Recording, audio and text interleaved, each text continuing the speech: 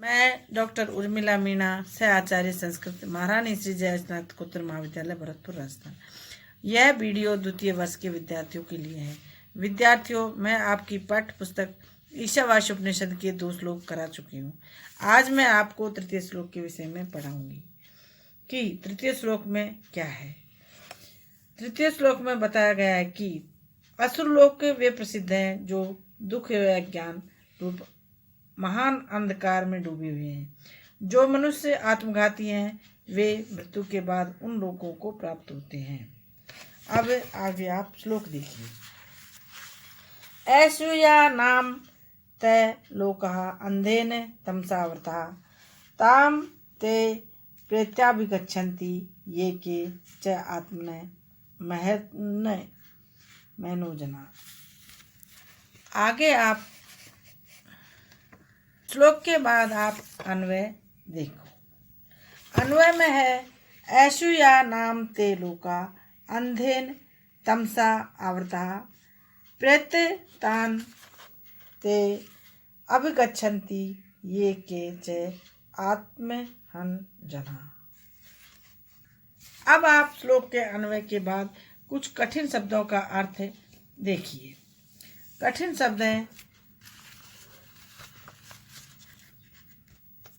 शब्द हैं जैसे ऐशुया। ऐशुया का शाब्दिक अर्थ है असुर संबंधी। ते लोका नाम वे लोक योनियों प्रसिद्ध हैं ये जो अंधेन प्रगाढ़ महान तमसा अज्ञान अंधकार से आवृता गिरे हुए हैं। प्रेत्य का शाब्दिक अर्थ है मृत्यु के उपरांत।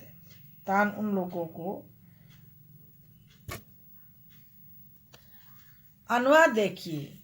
असुरों अज्ञानियों के प्रसिद्ध वे लोक दर्शन रहित अज्ञान रूप अंधकार से आच्छादित हैं। उन लोकों में वे लोग मरकर जाते हैं जो अविद्या दोष के कारण आत्मघाती होते हैं। अब आप व्याख्या देखिए। यह मंत्र पूर्व के दोनों मंत्रों से ही जुड़ा हुआ है। प्रथम मंत्र में ईश्वर की महत्व व सर्वव्यापकता का वर्णन करते हुए त्याग पूर्वक भोग करने का उपदेश है। द्वितीय मंत्र में कर्म की महिमा का वर्णन करते हुए निष्काम कर्म के आचरण का उपदेश है तथा उसे ही सर्वाधिक श्रेयस्कर बताया गया है। प्रस्तुत मंत्र में भी इसी श्रृंखला में एक कड़ी जोड़ने वाला है। जो व्यक्ति निष्काम कर्म के श्रेष्ठतम मार्ग से विचलित हो जाते हैं वे आत्मघाती हैं। सत्य, दया, परोपकार, अहिंसा, यज्ञादि श्रेष्ठ कर्म यदि निष्काम भाव से किए जाएं तो वे अलौकिक सुख देने वाले हैं। उनका करना ही आत्मानुकूल आचरण है और उनके विपरीत आचरण करना, आत्मा की आवाज के विरुद्ध चलना ही आत्मघात है। प्राय मनुष्य प्रलोभन, मोह अथवा स्वार्थ सिद्धि के लालच में फंसकर उक्त सन्मार्ग से भटक जाते हैं। आत्मनः प्रतिकूलानि परेशान न समाचरेत की भावना को भूल जाते हैं। वे ही आत्मघाती हैं। ऐसे व्यक्तियों को सुख नहीं मिलता। आत्महन का दूसरा अर्थ है आत्महत्या करने वाले। पूर्व के मंत्रों में ही 100 वर्ष तक जीने की इच्छा करो, शतायु बनो, ऐसा आदेश है। उसका उपाय बताया गया है।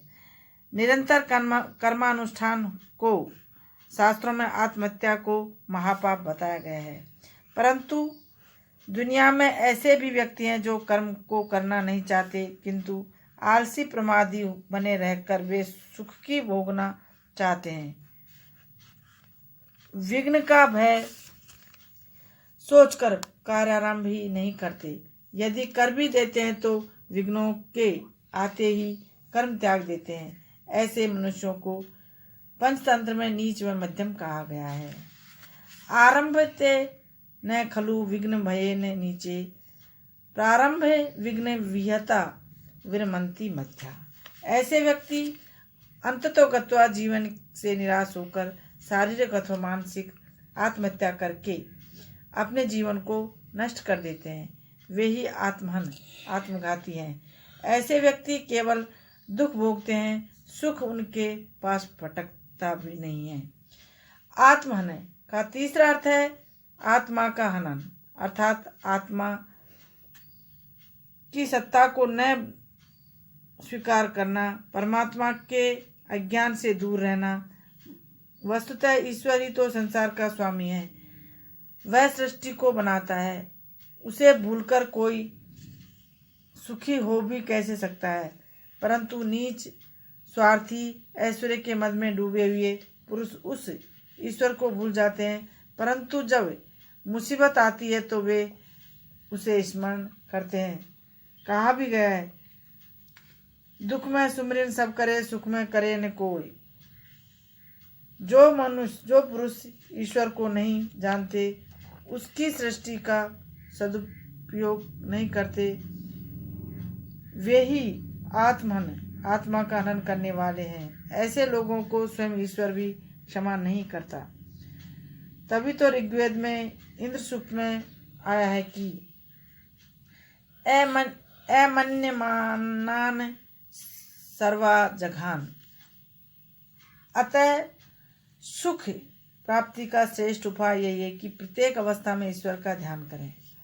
आत्महनन का चौथा अर्थ है आत्मशक्ति का हनन करने वाले। आत्मिक बल ही मनुष्य को ऊंचा उठाता है, महान बनाता है।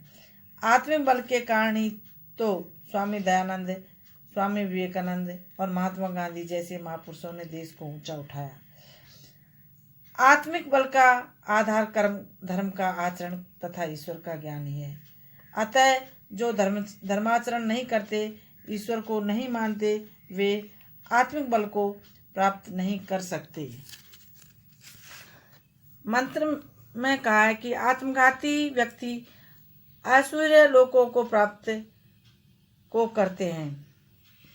ऐश्वर्य का अर्थ है असुर संबंधी, असुर पद नाशक, दुखदायी तत्वों और प्राणियों का घोतक है। केवल अपने प्राणों का पोषण करने वाले स्वार्थी व्यक्ति ही असुर कहे गए हैं। असुर पद क्रूर प्रकृति वाले, हत्यारे, द्वेषी राक्षसों का ही भी सूचक है। लोकः का अर्थ है योनियों, परिस्थितियां हैं। जिन परिस्थितियों अथवा योनियों में सुख है ही नहीं, प्रकाश है ही नहीं, ज्ञान है नहीं, वे असूय कहलाती हैं। जो पुरुष आत्मघाती हैं वे उन लोगों को प्राप्त होते हैं, अर्थात केवल दुखी और अज्ञान में, अंधकार में ही डूबते हैं। ऐसी योनियों में जाते हैं जहाँ दुख है, सुख है नहीं।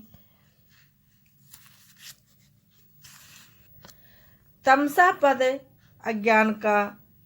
अज्ञान या दुख का सूचक है। दुनिया में ज्ञान से बढ़कर कुछ भी नहीं, न ही ज्ञानेन सदृशम पवित्रमिह विदति। गीता में कहा है, ज्ञान ही सब सुखों का साधन है। किम किम न साध्यति कल्पलते विद्या। ज्ञान और विद्या ही तो मुक्ति के मार्ग हैं। ऋते ज्ञानात् न मुक्ति। अज्ञान ही सबसे बड़ा दुख है। जहाँ ज्ञान नहीं वहाँ प्रकाश भी नहीं होता, और जहाँ प्रकाश नहीं वहाँ सुख की कल्पना भी नहीं हो सकती। अतः जो आत्मघाती हैं वे ऐसे ही दुख रूप अंधकार में डूबते हैं। मंत्र का भाव यह है कि जो व्यक्ति आत्मघाती हैं, आत्मा के विपरीत चलने वाले हैं, वे असुर लोकों को प्राप्त करके जीवन पर्यंत दुखी भोगते हैं। समाप्त।